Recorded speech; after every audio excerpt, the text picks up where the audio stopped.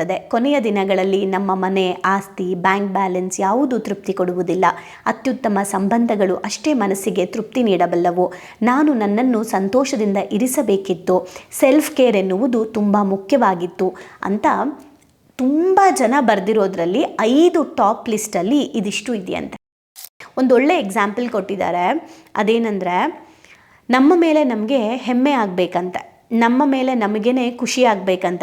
ಶಬಾಸ್ ನೀನು ಮಾಡಿಬಿಟ್ಟೆ, ಶಬಾಸ್ ನೀನು ಇದನ್ನು ಮಾಡ್ತೀಯಾ, ಆ ಥರ. ಈ ಚಿಕ್ಕ ಚಿಕ್ಕದನ್ನು ಕೂಡ ನಾವು ಚಿಕ್ಕ ಪುಟ್ಟ ಕೆಲಸಗಳನ್ನು ಪೂರ್ತಿ ಮಾಡಬೇಕಂತೆ. ಒಂದೇ ಒಂದು ಕೆಲಸ ನಾನು ಪೂರ್ತಿ ಮಾಡಿದ್ರೆ ನನಗೊಂದು ಕಾನ್ಫಿಡೆನ್ಸ್ ಬರುತ್ತಂತೆ. ಈ ಕೆಲಸ ಪೂರ್ತಿ ಮಾಡಿದ್ದೀನಿ. ಒಬ್ಬರು ಒಂದನ್ನು ಮಾತ್ರ ನೆನಪಿನಲ್ಲಿಡಬೇಕು, ಯಾವ ಕಾರಣಕ್ಕೂ ನಾವು ಇನ್ನೊಬ್ಬರ ವಿಶ್ವಾಸವನ್ನು ಕುಂದಿಸುವ ಪ್ರಯತ್ನ ಮಾಡಬಾರ್ದು. ಸಾಧ್ಯ ಆದರೆ ಒಳ್ಳೆಯ ಮಾತುಗಳನ್ನಾಡೋಣ, ಅವರನ್ನು ಮುಂದೆ ಬರೋಕ್ಕೆ ಪ್ರೇರೇಪಿಸೋಣ. ಯಾವುದೋ ಒಂದು ಸಮಸ್ಯೆಗೆ ಅಥವಾ ತೊಂದರೆಯಲ್ಲಿ ಸಿಗಾಕ್ಕೊಂಡು ಅವರಿಂದ ತಪ್ಪು ಆಗೋಗಿದ್ದರೆ ಆ ತಪ್ಪನ್ನು ಪದೇ ಪದೇ ಹೇಳೋದ್ರ ಮೂಲಕ ಅವ್ರಿಗೆ ನಾವು ಇನ್ನಷ್ಟು ಕುಗ್ಗಿಸೋದು ಬೇಡ.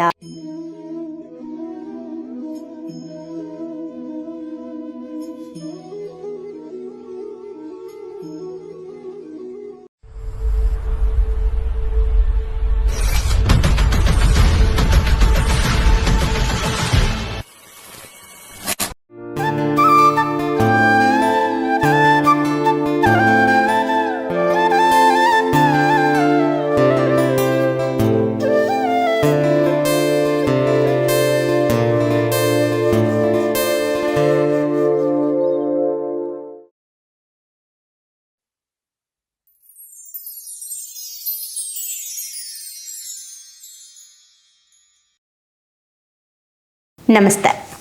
ಸುಪ್ತ ಮನಸ್ಸಿನ ರಹಸ್ಯ, ಸಮೃದ್ಧ ಬದುಕಿನ ಕೀಲಿಕೈ ಬರೆದಿರೋದು ಡಾಕ್ಟರ್ ದೀಕ್ಷಿತಾ ವಾರ್ಕಾಡಿ ಅವರು. ನಾವು ಲಾಸ್ಟ್ 3 ದಿನದಿಂದ ಒಂದು ಚಾಪ್ಟರ್ನ ಓದ್ತಾ ಇದ್ವಿ. ಅದು ಯಾವುದು ಅಂದರೆ, ನಿಮ್ಮ ಸೆಲ್ಫ್ ಎಸ್ಟೀಮ್ ಯಾವ ಲೆವೆಲ್ನಲ್ಲಿದೆ ಅಂತ. ಮೇಡಮ್, ಯಾಕೆ ನೀವು ಎಲ್ಲ ಚಾಪ್ಟರ್ನು ಅಂದರೆ ಒಂದು ಚಾಪ್ಟರ್ನ ಒಂದಿನ ಓದ್ತಾ ಇಲ್ಲ ಅಂತ ನಿಮಗೇನಾದರೂ ಪ್ರಶ್ನೆ ಬಂದರೆ ಅದಕ್ಕೆ ಉತ್ತರ, ಎಲ್ಲ ಬುಕ್ಗಳ ಥರ ಈ ಬುಕ್ಕು ಇಲ್ಲ. ಎಲ್ಲ ಬುಕ್ಕನ್ನು ಒಂದೇ ದಿನದಲ್ಲಿ ಒಂದೇ ಚಾಪ್ಟರ್ನ ಹೇಳೋ ಥರ ಇದನ್ನು ಹೇಳೋಕ್ಕಾಗಲ್ಲ. ಯಾಕೆ, ಇದು ಅರ್ಥ ಮಾಡ್ಕೋಬೇಕಾಗಿದೆ, ತಿಳ್ಕೋಬೇಕಾಗಿದೆ, ಅಳವಡಿಸ್ಕೋಬೇಕಾಗಿದೆ, ನಮ್ಮ ಜೊತೆಗೆ ನಾವೇ ಮಾತಾಡ್ಕೋಬೇಕಾಗಿದೆ ಎಷ್ಟೋ ವಿಚಾರಗಳನ್ನು. ಹಾಗಾಗಿ ಒಂದು ರೀತಿ ಮಿರರ್ ಆಗಿದೆ ಇದು, ಕನ್ನಡಿ ಥರ. ಹಾಗಾಗಿ ನಾನು ಒಂದನ್ನು ಬಿಡಿಸಿ ಹೇಳ್ತಾ ಇದ್ದೀನಿ, ಒಂದೊಂದೇ ಟಾಪಿಕ್ನ. ಓಕೆ, ಅದೊಂದು ಕ್ಲಾರಿಟಿ ಕೊಟ್ಟೆ. ಯಾಕೆ ಒಟ್ಟಿಗೆ ಮುಗಿಸ್ತಿಲ್ಲ ಅಂತ ಏನಾದರೂ ಬಂದರೆ ಪ್ರಶ್ನೆ. ಸೊ ನಿನ್ನೆ ನಾನು ನಿಮ್ಗೆ ಹೇಳಿದೆ 5 ಪಶ್ಚಾತ್ತಾಪಗಳು ಯಾವ್ಯಾವುದು ಅಂತ ಒಂದು ಬುಕ್ಕಲ್ಲಿ ಬರೆದಿದ್ದಾರೆ ಅಂತ ಹೇಳಿ. ಅದು ಯಾವ್ಯಾವುದು ನೋಡೋಣ. ಓಕೆ, ಕೊನೆಯ ಸಾಯೋ ಮೂಮೆಂಟಲ್ಲಿ ಇದನ್ನು ರೋಗಿಗಳು ಹೇಳಿದ್ದಾರಂತೆ. ನಾನು ನನಗೆ ಸರಿ ಎನಿಸುವ ಬದುಕನ್ನು ಬದುಕುವ ಧೈರ್ಯ ಮಾಡಿಬಿಡಬೇಕಿತ್ತು. ಬೇರೆಯವರು ನನ್ನಿಂದ ಏನು ನಿರೀಕ್ಷೆ ಮಾಡುತ್ತಾರೆ ಎನ್ನೋದ್ರ ಬಗ್ಗೆ ತಲೆ ಕೊಡಿಸ್ಕೊಂಡು ನನಗೇನು ಬೇಕು ಅನ್ನೋದನ್ನೇ ನಾನು ಮರ್ತುಬಿಟ್ಟೆ. ಹಂಗೆ ಮಾಡಬಾರ್ದಿತ್ತು. ನಾನು ಜೀವ ಬಿಟ್ಟು ಕೆಲಸವೆಂದು ಆಯಸ್ಸು ಪೂರ್ತಿ ದುಡಿಬಾರ್ದಿತ್ತು. ನನ್ನ ಸ್ವಂತಕ್ಕೆ, ವೈಯಕ್ತಿಕ ಬದುಕಿಗೂ ಸಮಯ ಕೊಡಬೇಕಿತ್ತು. ಮಧುರ ಕ್ಷಣಗಳನ್ನು ಹುಟ್ಟುಹಾಕೋಬೇಕಿತ್ತು.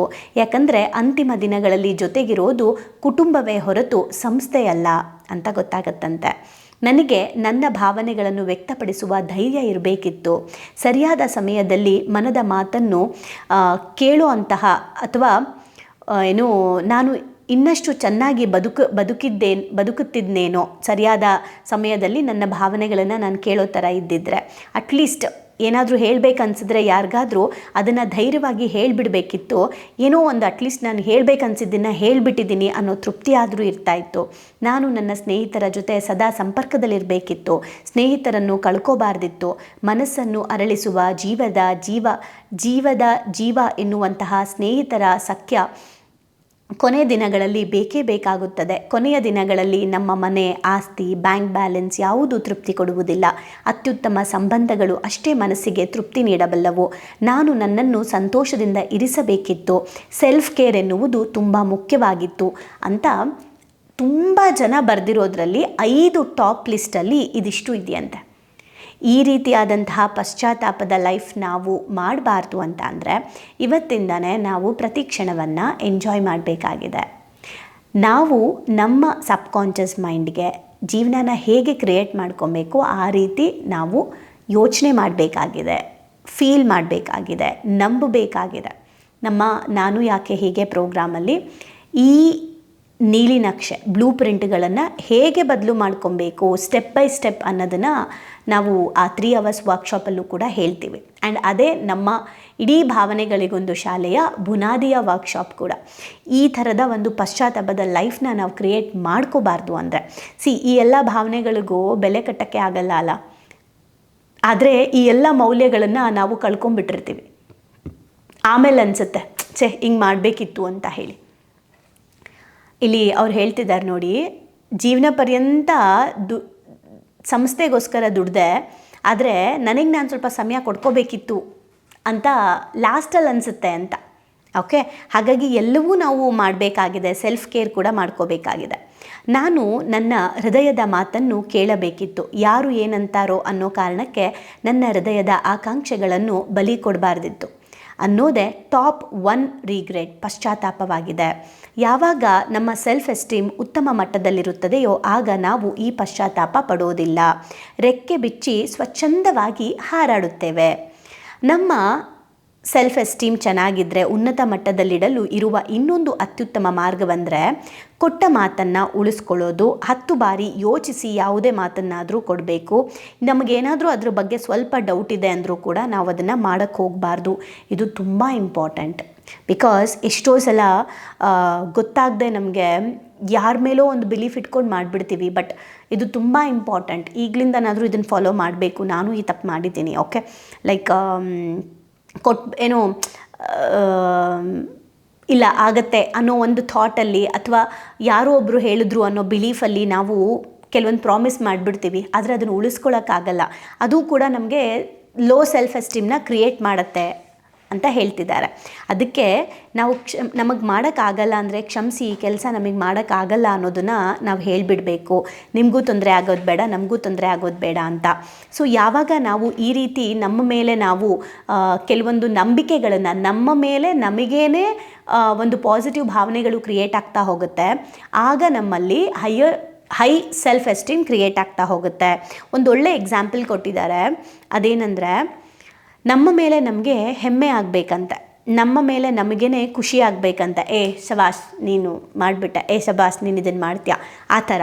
ಈ ಚಿಕ್ಕ ಚಿಕ್ಕದನ್ನು ಕೂಡ ನಾವು ಚಿಕ್ಕ ಪುಟ್ಟ ಕೆಲಸಗಳನ್ನು ಪೂರ್ತಿ ಮಾಡಬೇಕಂತೆ. ಒಂದೇ ಒಂದು ಕೆಲಸ ನಾನು ಪೂರ್ತಿ ಮಾಡಿದ್ರೆ ನನಗೊಂದು ಕಾನ್ಫಿಡೆನ್ಸ್ ಬರುತ್ತಂತೆ.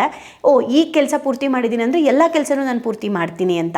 ಹಾಗಾಗಿ ನೀವು ಇದುವರೆಗೂ ಯಾವುದಾದ್ರೂ ಪೆಂಡಿಂಗ್ ಇಟ್ಟಿರೋ ಕೆಲಸಗಳನ್ನು ಮಾಡಿ. ಯಾವುದಾದ್ರೂ ಒಂದು ಕೆಲಸ ಮಾಡ್ತೀರಾ ಅಂದರೆ ಅದನ್ನು ನಿರಂತರವಾಗಿ ಮಾಡಿ. ಇಷ್ಟು ದಿನ ಅಂತ ನೀವೇನು ಅಂದ್ಕೊಂಡಿರ್ತೀರ ಅಷ್ಟು ದಿನವೂ ಕಂಪ್ಲೀಟ್ ಮಾಡಿ. ಆಗ ನಿಮ್ಮ ಸಬ್ಕಾನ್ಷಿಯಸ್ ಮೈಂಡ್ಗೆ ನಿಮ್ಮ ಬಗ್ಗೆ ಒಂದು ಒಳ್ಳೆ ಭಾವನೆ ಕ್ರಿಯೇಟ್ ಆಗುತ್ತೆ. ಆ ರೀತಿ ಕ್ರಿಯೇಟ್ ಆದಾಗ ನಿಮ್ಮ ಒಂದು ಹೈ ಸೆಲ್ಫ್ ಎಸ್ಟೀಮ್ ಜಾಸ್ತಿ ಆಗ್ತಾ ಹೋಗುತ್ತೆ ಅಂತ ಹೇಳ್ತಾ ಇದ್ದಾರೆ. ಎಕ್ಸಾಂಪಲ್ ಇವ್ರೇನು ಹೇಳ್ತಿದ್ದಾರೆ, ಒಂದು ಬುಕ್ ಬಗ್ಗೆ ಮಾತಾಡ್ತಿದ್ದಾರೆ. ಮೇಕ್ ಯುವರ್ ಬೆಡ್ ಅನ್ನೋ ಒಂದು ಪುಸ್ತಕ ಇದೆಯಂತೆ. ಅದರಲ್ಲಿ ಬೆಳಗ್ಗೆ ಎದ್ದ ತಕ್ಷಣವೇ ಚಾಪೆ ಮಡ್ಚಿಡೋದ್ರಿಂದ ಹಿಡಿದು ಹಾಸಿಗೆ, ಬೆಡ್ ಮೇಲಿರುವಂತಹ ಹಾಸಿಗೆಯನ್ನು ಒಂದು ಚೂರು ಸುಕ್ಕಿಲ್ಲದೆ ಸರಿಪಡಿಸೋದ್ರಿಂದ ಹಿಡಿದು ಆ ದಿನದ ಮೊದಲ ಕೆಲಸವನ್ನು ನೀವು ಶುರು ಮಾಡಿದ್ದೇ ಆದರೆ ಅದು ನಿಮ್ಮ ಸೂಕ್ತ ಮನಸ್ಸಿಗೆ ಹೇಳುತ್ತಂತೆ, ನಾನು ಡಿಸಿಪ್ಲಿನ್, ನಾನು ಕ್ಲೀನ್ ಅಂತ ಹೇಳುತ್ತಂತೆ. ಅದು ನಮಗೆ ಗೊತ್ತಿಲ್ಲದೆ ನಾವು ಎಲ್ಲ ಕೆಲಸಗಳನ್ನು ಇದೇ ರೀತಿ ಮಾಡೋಕ್ಕೆ ಶುರು ಮಾಡ್ತೀವಂತೆ. ಓಕೆ, ಪ್ರಪಂಚದ ಯಶಸ್ವಿ ವ್ಯಕ್ತಿಗಳನ್ನು ಗಮನಿಸಿದ್ರೆ ಅವರೆಲ್ಲರಲ್ಲೂ ಇರುವಂಥದ್ದು ಶಿಸ್ತು. ಹಾಸಿಗೆ ಮಡಚುವುದು ಎಷ್ಟು ಮುಖ್ಯ ಅನ್ನೋದನ್ನು ತಿಳಿಸೋಕೆ ಹಲವಾರು ಉದಾಹರಣೆಗಳಿದೆ. ಎದ್ದ ತಕ್ಷಣ ಚಾಪೆ ಮಡಚಬೇಕು, ಇಲ್ದಿದ್ರೆ ಮನೆಗೆ ದರಿದ್ರ ಬರುತ್ತೆ ಅಂತ ಮನೆಯಲ್ಲಿ ಹಿರಿಯರು ಹೇಳಿರೋದನ್ನು ಹಿರಿಯರು ಹೇಳಿರೋದನ್ನು ನಾವು ಕೇಳಿರ್ಬೋದು. ಎಷ್ಟು ನಿಜ ಅಲ್ವಾ ಇದು? ಸಮಯ ಪಾಲನೆ ಸರಿಯಾಗಿ ಮಾಡಿದ್ರೆ ನಮ್ಮ ಮೇಲೆ ನಮಗೆ ಒಂದು ಗೌರವ ಬರುತ್ತೆ. ನಾನು ಕರೆಕ್ಟ್ ಟೈಮ್ಗೆ ಹೋಗ್ತೀನಪ್ಪ, ನಾನು ಯಾರನ್ನೂ ಕಾಯಿಸಲ್ಲ ಅಂತ.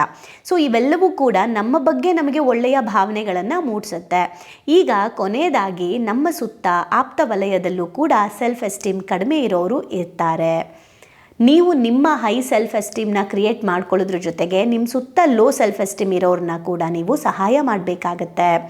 ಒಂದು ಒಳ್ಳೆಯ ಗುಣಗಳನ್ನು, ಪ್ರತಿಭೆಯನ್ನು, ಸ್ಕಿಲ್ಗಳನ್ನು ಗುರುತಿಸಿ ಅವ್ರನ್ನ ಅಪ್ರಿಷಿಯೇಟ್ ಮಾಡಿ. ಅವರಲ್ಲಿರುವಂತಹ ಚಿಕ್ಕ ಚಿಕ್ಕ ಒಳ್ಳೆಯ ಗುಣಗಳನ್ನು ನೀವು ಅವ್ರಿಗೆ ತೋರಿಸ್ಕೊಡಿ. ಸಣ್ಣ ಪುಟ್ಟ ಸಹಾಯನ ಅವರಿಂದ ನೀವು ಪಡ್ಕೊಳ್ಳಿ. ಅವರು ಕೂಡ ನಿಮಗೇನೋ ಮಾಡಿದ್ರು ಅನ್ನೋ ಭಾವನೆ ಅವ್ರಿಗೆ ಕ್ರಿಯೇಟ್ ಮಾಡಿಕೊಡಿ. ಅವರ ಅಸ್ತಿತ್ವಕ್ಕೂ ಒಂದು ಬೆಲೆ ಇದೆ ಅನ್ನೋದನ್ನು ತೋರಿಸಿ, ಅವರ ಮಾತಿಗೂ ಒಂದು ರೆಸ್ಪೆಕ್ಟ್ ಇದೆ ಅನ್ನೋದನ್ನು ನೀವು ಫೀಲ್ ಮಾಡಿಸಿ. ಆಗ ಅವರ ಮುಖದಲ್ಲಿ ಒಂದು ಆತ್ಮವಿಶ್ವಾಸ ಕ್ರಿಯೇಟ್ ಆಗುತ್ತೆ. ಈ ರೀತಿ ಎದುರುಗಡೆ ಇರೋ ವ್ಯಕ್ತಿಯಲ್ಲಿ ಆತ್ಮವಿಶ್ವಾಸನ ಕ್ರಿಯೇಟ್ ಮಾಡೋಕ್ಕೆ ಸಾಧ್ಯ ಆಗೋದು ಹೈ ಸೆಲ್ಫ್ ಎಸ್ಟೀಮ್ ಇರೋ ವ್ಯಕ್ತಿಗಳಿಗೆ ಮಾತ್ರ. ಸೊ ಹಾಗಾಗಿ ನೀವು ಹೈ ಸೆಲ್ಫ್ ಎಸ್ಟೀಮ್ನ ಕ್ರಿಯೇಟ್ ಮಾಡ್ಕೊಳ್ಳೋದ್ರ ಜೊತೆಗೆ ಏನೆಲ್ಲ ಮಾಡೋಕ್ಕೆ ಹೇಳಿದ್ರು ಈ ಥರ ಕೆಲಸಗಳನ್ನೆಲ್ಲ ಮಾಡ್ತಾ ಮಾಡ್ತಾ ನಮ್ಮ ಸುತ್ತ ಇರುವಂತಹ ವ್ಯಕ್ತಿಗಳಿಗೂ ಕೂಡ ನಾವು ಬೆಂತಟ್ಟಬೇಕಾಗಿದೆ, ಹುರಿದುಂಬಿಸಬೇಕಾಗಿದೆ. ಪ್ರತಿಯೊಬ್ಬರೂ ಒಂದನ್ನು ಮಾತ್ರ ನೆನಪಿನಲ್ಲಿಡಬೇಕು, ಯಾವ ಕಾರಣಕ್ಕೂ ನಾವು ಇನ್ನೊಬ್ಬರ ವಿಶ್ವಾಸವನ್ನು ಕುಂದಿಸುವ ಪ್ರಯತ್ನ ಮಾಡಬಾರ್ದು. ಸಾಧ್ಯ ಆದರೆ ಒಳ್ಳೆಯ ಮಾತುಗಳನ್ನಾಡೋಣ, ಅವರನ್ನು ಮುಂದೆ ಬರೋಕ್ಕೆ ಪ್ರೇರೇಪಿಸೋಣ. ಯಾವುದೋ ಒಂದು ಸಮಸ್ಯೆಗೆ ಅಥವಾ ತೊಂದರೆಯಲ್ಲಿ ಸಿಗಾಕ್ಕೊಂಡು ಅವರಿಂದ ತಪ್ಪು ಆಗೋಗಿದ್ದರೆ ಆ ತಪ್ಪನ್ನು ಪದೇ ಪದೇ ಹೇಳೋದ್ರ ಮೂಲಕ ಅವ್ರಿಗೆ ನಾವು ಇನ್ನಷ್ಟು ಕುಗ್ಗಿಸೋದು ಬೇಡ, ಅವರ ಬೆಳವಣಿಗೆಗೆ ನಾವು ಅಡ್ಡಿ ಆಗೋದು ಬೇಡ. ಅವ್ರನ್ನ ಬೆಳೆಸೋದಕ್ಕೇನು ಬೇಕು ಅವರಲ್ಲಿ ಅವ್ರ ಮೇಲೆ ಅವ್ರಿಗೆ ಕ್ಷಮೆನ ಕ್ರಿಯೇಟ್ ಮಾಡಿ, ಅವ್ರ ಮೇಲೆ ಅವ್ರಿಗೇನೆ ಸೆಲ್ಫ್ ಲವ್ನ ಕ್ರಿಯೇಟ್ ಮಾಡಿ, ಅವ್ರ ಮೇಲೆ ಅವ್ರಿಗೇನೆ ಒಂದು ಆತ್ಮವಿಶ್ವಾಸನ ಕ್ರಿಯೇಟ್ ಮಾಡೋಣ ಅಂತ ಹೇಳ್ತಾ ಇದ್ದಾರೆ. ನಮ್ಮಿಂದ ಪುಟ್ಟ ಹಣತೆಯನ್ನಾದರೂ ಬೆಳಗಿಸೋಣ. ಪ್ರತಿದಿನ ಇನ್ನೊಬ್ಬರ ಒಂದು ಸೆಲ್ಫ್ ಎಸ್ಟೀಮ್ನ ಕೂಡ ಹೆಚ್ಚೋಕೆ ನಾವು ಅವ್ರ ಜೊತೆ ಸಾಧ್ಯವಾದರೆ ಆ ರೀತಿ ಮಾತಾಡೋಣ, ಆ ರೀತಿ ಯೋಚಿಸೋಣ ಅಂತ ಹೇಳ್ತಾ ಸರ್ವೇ ಜನ ಸುಖಿನೋ ಭವಂತು ಅಂತ ಹೇಳ್ತಾ ಇದ್ದಾರೆ. ಸೊ ನೀವು ಯಾವ ಸೆಲ್ಫ್ ಎಸ್ಟೀಮ್ ಲೆವೆಲಲ್ಲಿ ಇದ್ದೀರಾ ಅಂತ ನೋಡ್ಕೊಳ್ಳಿ. ಒಂದು, ಎರಡನೇದು, ನಿಮ್ಮ ಸುತ್ತ ಇರೋರಿಗೂ ಕೂಡ ಒಂದು ಆ ಹೈ ಸೆಲ್ಫ್ ಎಸ್ಟೀಮ್ನ ಕ್ರಿಯೇಟ್ ಮಾಡೋದಕ್ಕೆ ಸಹಕರಿಸಿ. ಇನ್ನೊಬ್ಬರಿಗೆ ಸಹಾಯ ಮಾಡ್ತಾ ಮಾಡ್ತಾ ನೀವು ನಿಮ್ಮ ಸೆಲ್ಫ್ ಎಸ್ಟೀಮ್ನ ಕೂಡ ಹೆಚ್ಚು ಮಾಡ್ಕೊಳ್ತಾ ಹೋಗ್ಬೋದು. ಸೊ ಹಾಗಾಗಿ ಜನ ನಿಮ್ಮ ಬಗ್ಗೆ ಏನಂತಾರೆ ಅನ್ನೋದು ಮ್ಯಾಟ್ರಲ್ಲ, ನೀವು ನಿಮ್ಮ ಬಗ್ಗೆ ಏನು ಯೋಚನೆ ಮಾಡ್ತಿದ್ದೀರಾ ಅನ್ನೋದಷ್ಟೇ ಮ್ಯಾಟರು.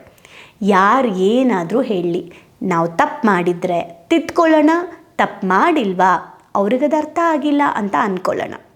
ಈ ಎರಡೇ ಇರೋದು. ಆದರೆ ನಮ್ಮನ್ನು ನಾವು ದೂಷಿಸೋದು ಬೇಡ, ನಮ್ಮನ್ನು ನಾವು ಬ್ಲೇಮ್ ಮಾಡ್ಕೊಳ್ಳೋದು ಬೇಡ. ಬಿಕಾಸ್ ಕೊನೆಗೆ ನಮ್ಮ ಜೊತೆ ನಾವೇ ಜೀವಿಸಬೇಕಾಗಿದೆ. ಹಾಗಾಗಿ ನಮ್ಮ ಮೇಲೆ ನಮಗೆ ಪ್ರೀತಿ ಇರಬೇಕು, ಅಹಂಕಾರ ಅಲ್ಲ. ಸೊ ಇವೆಲ್ಲನೂ ನಾವು ಬಹಳ ಸೂಕ್ಷ್ಮವಾಗಿ ತಿಳ್ಕೊಳ್ಳೋ ವಿಚಾರ ಅಂತ ಹೇಳ್ತಾ ಈ ಚಾಪ್ಟರ್ನ ನಾನು ಇವತ್ತಿಗೆ ಎಂಡ್ ಮಾಡಿದ್ದೀನಿ. ಮತ್ತು ಮುಂದಿನ ಚಾಪ್ಟರ್ನ ನಾನು ನಾಳೆ ಕಂಟಿನ್ಯೂ ಮಾಡ್ತೀನಿ. Thank you.